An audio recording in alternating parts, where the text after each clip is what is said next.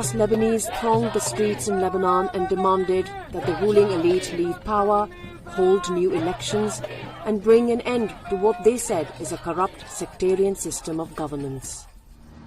8 months later, the protests have dwindled as the Lebanese fight hyperinflation. In Tripoli in North Lebanon, Najira Mahmoud has to think twice before buying a loaf of bread. For the first time in a decade, the price of bread doubled as the Lebanese government, encumbered by a large debt and short on cash, reduced its flour subsidy.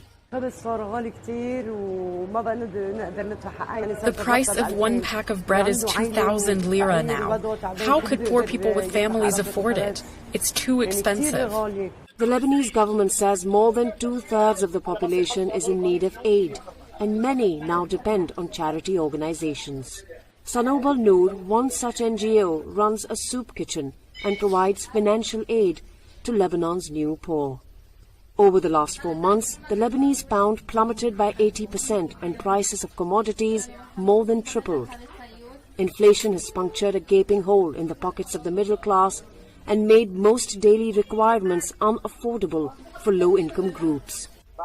Baha, a father of 3, lost his livelihood, and unable to pay his rent, he's about to lose his home too. I have no job, no money. I can hardly pay for bread. I don't know what to do. Some are more desperate. This video, widely shared on WhatsApp, shows a man stealing diapers and a little cash at gunpoint in a pharmacy.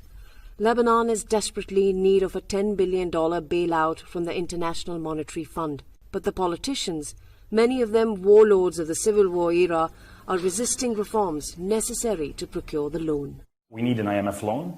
However, the IMF loan requires a serious commitment from our government, and the ruling elite is not willing to do that, because an IMF reform package would mean cutting the monopolies and changing the power structure of the country.